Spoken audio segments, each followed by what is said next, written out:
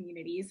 I've been so excited by everything we're seeing around the country, and we have just a few more days until the election. So this conversation couldn't come at a better time.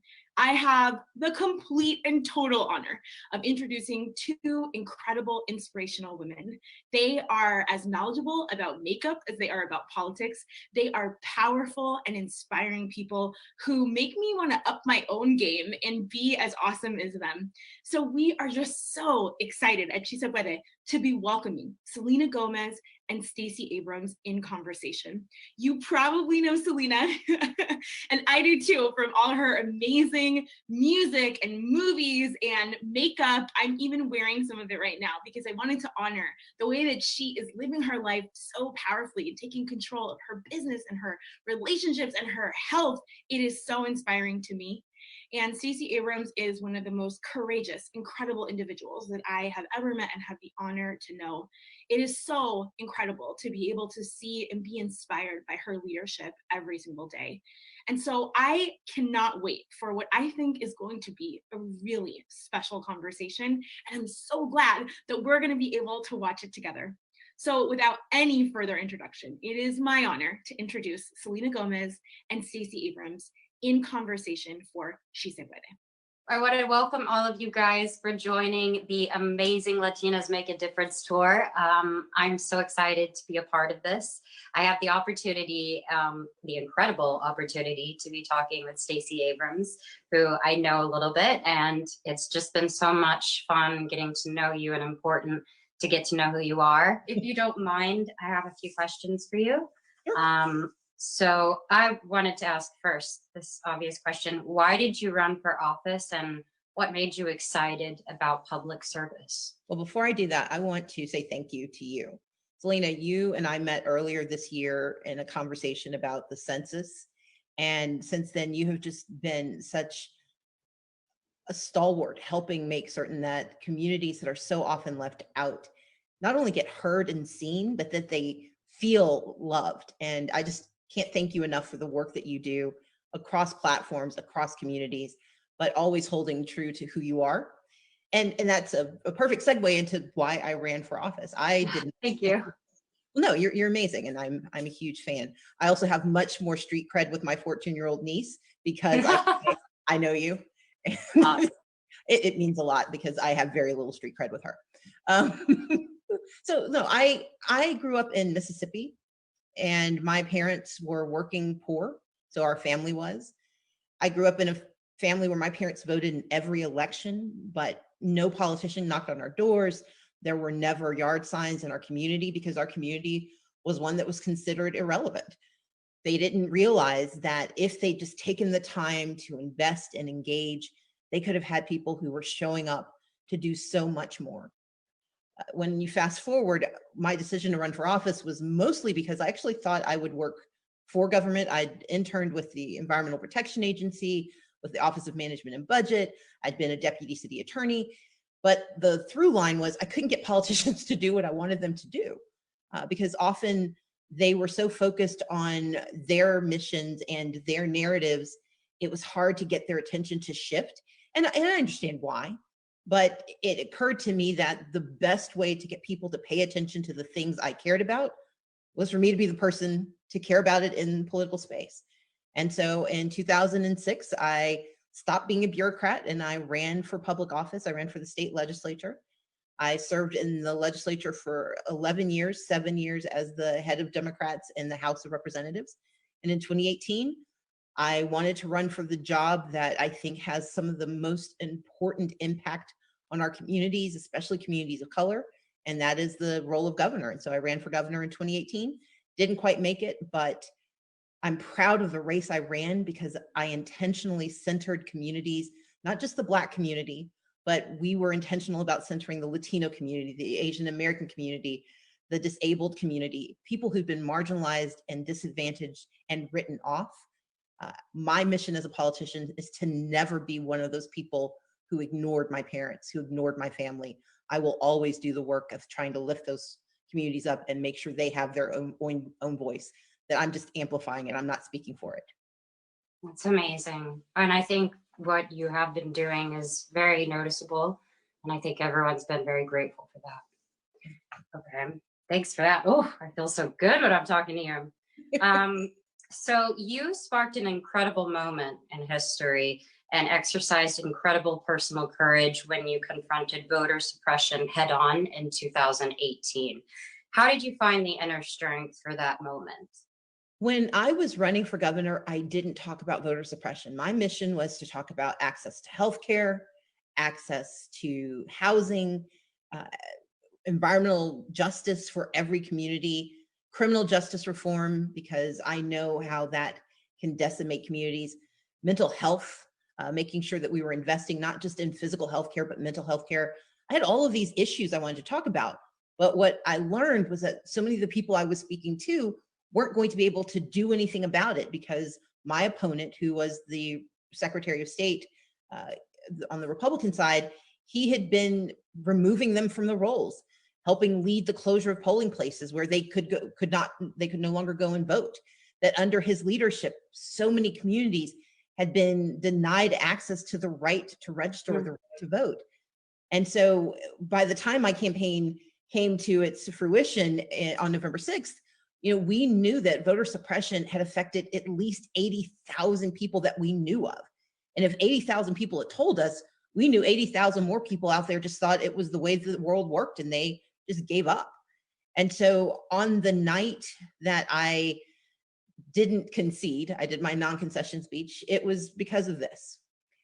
I could have fought and said, look, here are all the things you did. You purged 1.4 million people. You held 53,000 registrations hostage. You oversaw the closure of 214 polling places. You conducted the single largest voter purge in American history on a single day.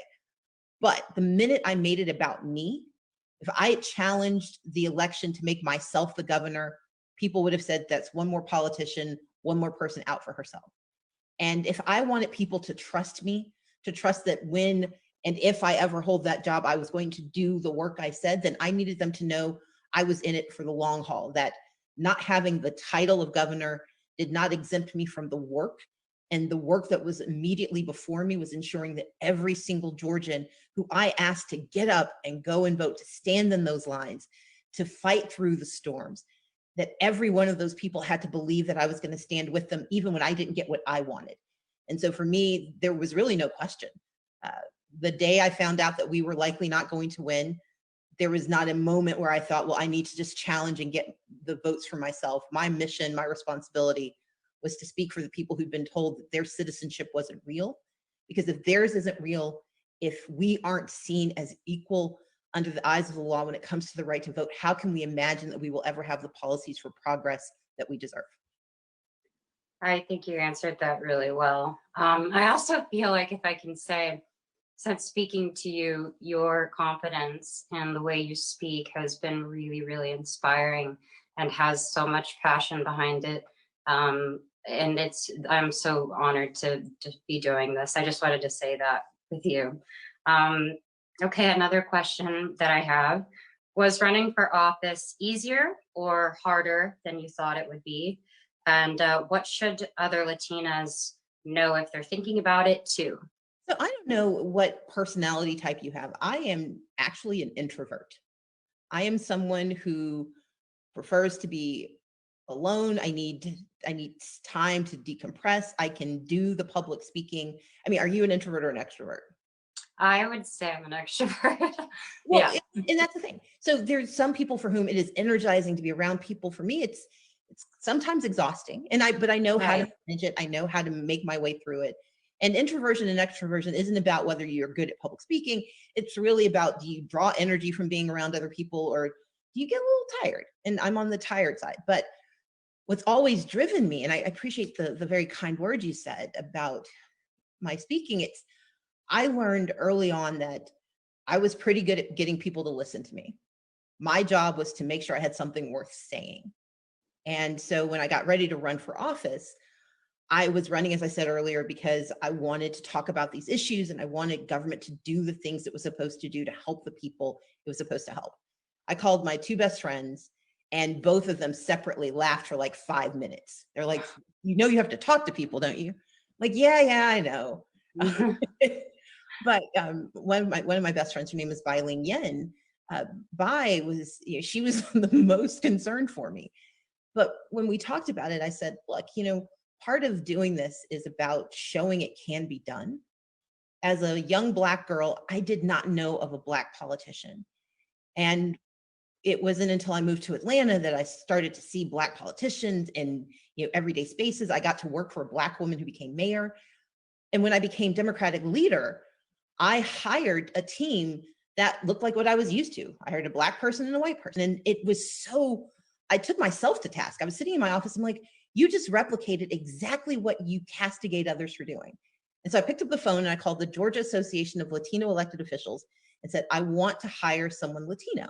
I want to make certain that my office actually looks like Georgia. I need to make certain that I'm not trying to speak for a community I'm not a part of, but that I know is incredibly important. And they found a young woman who was willing to work with me. I had no money left because I'd already given it to the 2 people I hired, but she came on board. And she eventually became one of my top lieutenants. She now works for one of the organizations I created. And Jenny, her name is Jenny Castillo. Jenny helped build this just incredible internship program. And I say all that to say this. When I ran for office the first time, it was because I wanted to speak on behalf of communities that needed to be included. And what I learned was that my job wasn't to speak for them. My job was to create a platform and a space for them to speak for themselves. And so if you are a person of color, if you're a Latina, if you're Afro-Latina, if you are Black, no matter who you are, when you stand for office, you're not standing for yourself. You don't get to spend any of the money on yourself. You are creating a space so that someone who looks like you, someone who has had your experiences, suddenly has a belief that they too can do it. And that's what's so exciting about doing this work with you, Selena. You speak for yourself, but you create space for so many others to see themselves as valuable, to see themselves as engaged. And for me, running for office, it's hard because I've got to suspend my natural tendency to be quiet, but I do it because I know that my voice gets added to this incredible narrative. And for Latina women, which is redundant, but for Latinas, we need your voices. You are so much a part of the future of our country, and your power has not yet come to full fruition. But when you are fully empowered, when you are fully engaged, the change that Latinas can make across our country will be transformative. And so for me, I may start out standing as a Black woman, but if I'm doing my job right, every woman of color knows that she should be standing right there with me, especially the Latina population. That's very moving and so incredible how you have the ability to reach people. And I obviously want to thank you for the compliment, especially from you, because I tend to care a lot. And it's something that I've been doing and focusing on more than ever in my life. So I appreciate that coming from you. Okay, we're gonna get through some more. I don't want to waste your time. What makes you most excited about the new generation of leadership, and which are you also creating and mentoring in so many areas? In 2015, I started this program with another young woman who worked with me, Ashley Robinson. And Ashley and Jenny actually ran the program together. It was called the Blue Institute. We were trying to train young women and men of color, but we focused a lot on young women in higher office, not only running for office, but running campaigns. Because so often how a candidate campaigns is driven by who they hire. And what we kept hearing was that there were no young people of color to hire. They weren't ready for that world, that the only people who had the experience were young white folks in campaign world. And the problem is it becomes a self-fulfilling prophecy. It's that whole narrative, you can't get hired if you don't have experience, but you can't get experience if you don't get hired. And I always believe it's my job to break that cycle and to get you in there so that even if you don't have the experience, you'll get the experience with me, and it'll be such a good experience, you can go out there and replicate it for others. When I think about this generation, I try my best to be one of those people who are seeding the capacity of this generation and saying, here's what you've got, let's grow it, let's tend it, let's make sure it's at full strength. When you add together Generation Y and Generation Z. I'm Generation X, so I'm older than you. But when we take your generation and Generation Y and add them together, that is the single most powerful, the largest contingent of voters in the country. And growing within that population, the Latino population is one of the fastest growing facets. And so when we think about the power of that generation, we can't ignore the diversity. And that diversity is energy. It is experiences. It is a linguistic fluency that can talk across communities, not only with different languages, but with different understandings. And so my excitement is that there are two generations that are coming into their own that have the ability to solve problems I've been talking about and thinking about since I was 18. But I didn't have the numbers. I was Gen X. And while we were a diverse generation, we were still fighting against the needs and the prejudices of those who preceded us. And finally, you all have the numbers and the strength to force the conversations we could never have. It feels like it's been so long since success has been possible, but I want you all to understand that you are that success, that your sheer existence makes something possible I could never have imagined, because there simply weren't enough of us. You can overwhelm the system and make it different. I would say I agree. And a part of why I wanted to do so much around voting and around getting my generation going is because I believe that my generation specifically gets distracted. And there's so much going on in the world. And for me, I know that I am very blessed. I'm very fortunate to have many wonderful things going on in my life, but making sure that my top priority was this and was leaning into my generation and steering that way as best as I could, because all that stuff will always be there, but this is the one time that we can make a difference. So I feel you there. I have been doing my part as much as I can. You are. Okay, so my next question is, Latina voter turnout rates are 14 to 20% lower than non-Hispanic Black women. Our ability to vote is the best, most potent tool at our disposal. What can we do to motivate more women of color to vote? So first, we have to acknowledge why people don't vote, especially why Latina women, women of color don't vote. When you look around, sometimes you despair when you see intergenerational poverty, when you see the persistence of prejudice and bigotry, when you see these artificial barriers to your success. It is absolutely understandable that you decide the system just doesn't work. But what I want people to remember is the system changes with every day and with every new addition. And the benefit of being part of the fastest growing contingency is that you are growing your power every single day, and we cannot judge the future based on the past.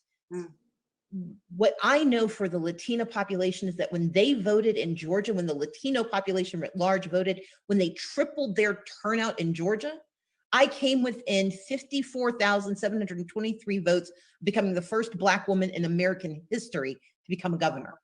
Wow. And it was not just because, I mean, we had an amazing turnout from Black voters, from AAPI voters, but it was Latino voters who also understood they could make a difference. Now, they were blocked in very real ways by voter suppression. And in fact, it targeted them. And I'd watched this happen for years because I'd been working with Latino organizations to help increase voter registration. And we know there's an intention of suppressing your vote, but they want to suppress your vote because they know how powerful it is when it's let loose. And so the first thing we've got to do is acknowledge the legitimacy of suspicion and of despair. But then we've got to have a conversation about what's possible if we can suspend that suspicion for just one day, for just one vote. If we can get to the place where we believe just one more time that we can make progress, it starts to happen. And we know it happens because across this country, when Latinas step up and use their full power, either as candidates or as voters, they bring along their families, they bring along their communities. And look, election is about math. Let's put aside everything else. We never talked about a path to victory. We talked about the math to victory. If you add up how many Latinas and their families and their communities who do not speak up during elections, you can change the outcome of so many races, which means you can hire people who actually value your community, who understand the restrictions and the impediments that you face, but more importantly, who have a belief that you deserve more. Because ultimately, an election is just about hiring someone to do the job of making our lives better. That's it. And if we abdicate our ability to make those hires, then people who don't want our success, people who do want our silence, who want our labor, but not our values, who want our contributions, but don't want our participation, they win because they are going to show up. And so I connect the dots. If what you want is healthcare, vote for someone who says they believe you deserve healthcare. If what you want is a fair wage for your work, then vote for someone who says they understand that you get paid less for your work. But we've got to connect the dots and make certain that people believe it's worth the fight, but you can't convince someone it's worth a fight when you don't acknowledge the legitimacy of their suspicion. So I start there, but then you move to the positive, which is absolutely, you're not wrong about what happened, but this time we can make it better. And wow, yeah, that was incredible. I just feel like everything that you're targeting, and even just from me being a Latin woman, I could see all of that. It almost sounds simple, if that's not offensive. It sounds very easy, and I think people just are afraid.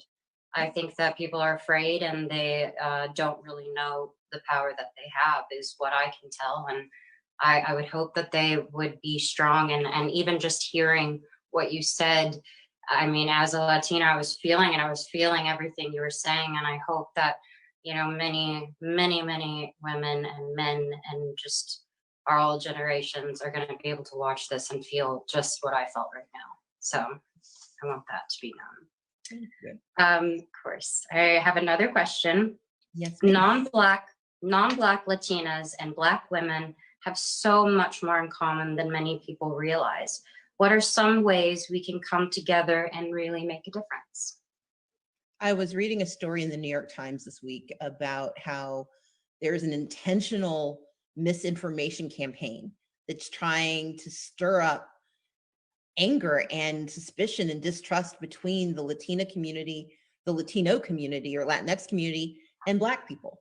And the goal is to keep us separated because they understand that if we, you know, if our powers combine, it's game over for the levels of suppression and misinformation. It's game over for the impediments to our success. If we combine our powers, we have the votes to actually create the progress we need to see.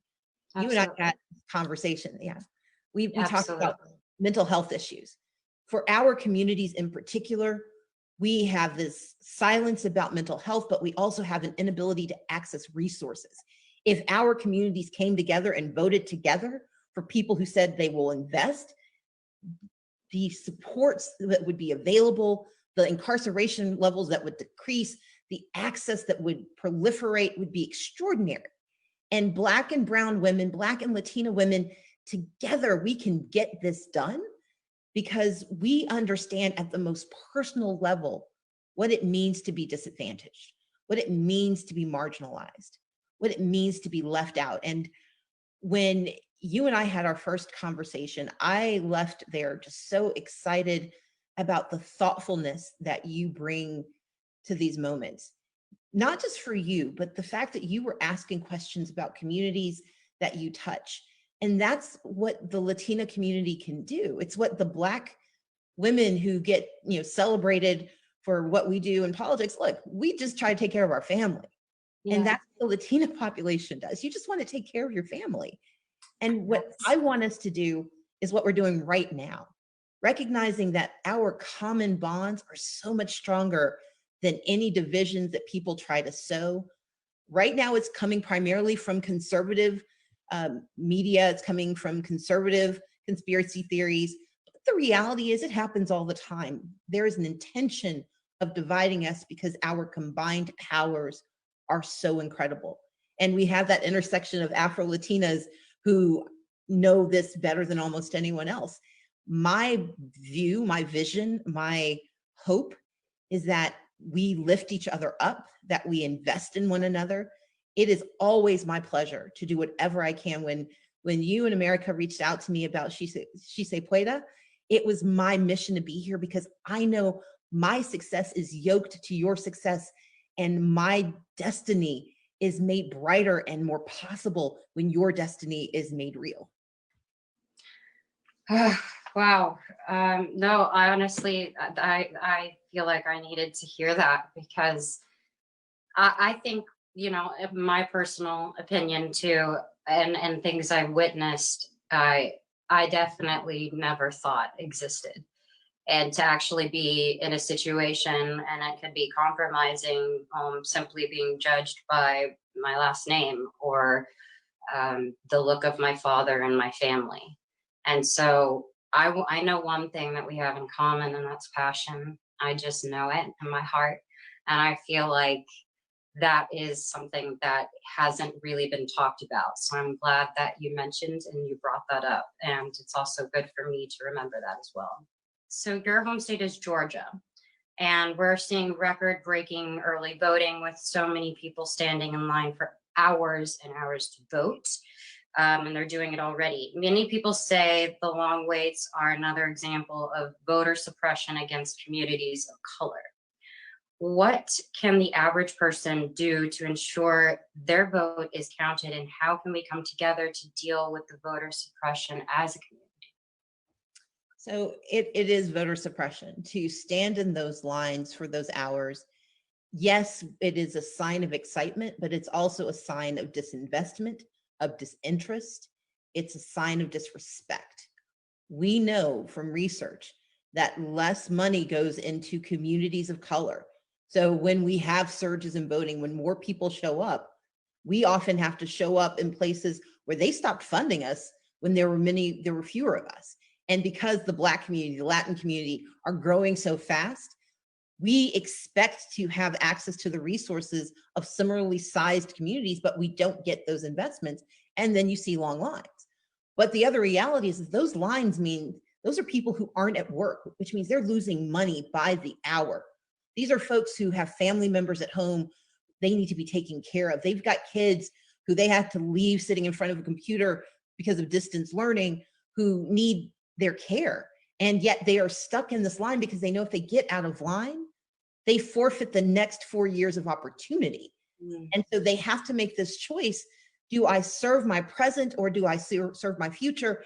And the reality is white folks in middle-class communities don't ever have to make that choice. We deserve to not have to make that choice. And so while I'm excited about the enthusiasm, I absolutely refuse to allow anyone to say that these long lines are okay, because they are voter suppression, because you are making people make a choice about their income and their family versus their vote. But the answer is stay in those lines. Yeah. Because as I was listening, it was like, stay. I mean, that's how much you care. That's genuinely what you said. It is the 4 years that we are looking at. And as much as that all comes into play, all the things that you're talking about are actually a huge part in this election. So it's almost like taking a risk of all of that for the sake of keeping that and doing it better. Exactly. I have to say that you've answered these questions in such an epic way, and I just so appreciate everything that you said and what you talked about.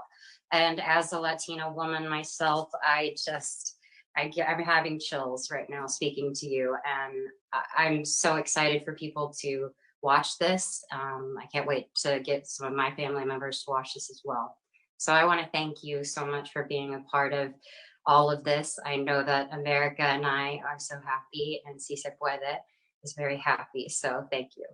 It is my honor, Selena. You, America, Jess, the team, you all are extraordinary, and what you're doing is what we need. And that is reaching out to communities, to women, to Latinas who have the ability to change the future.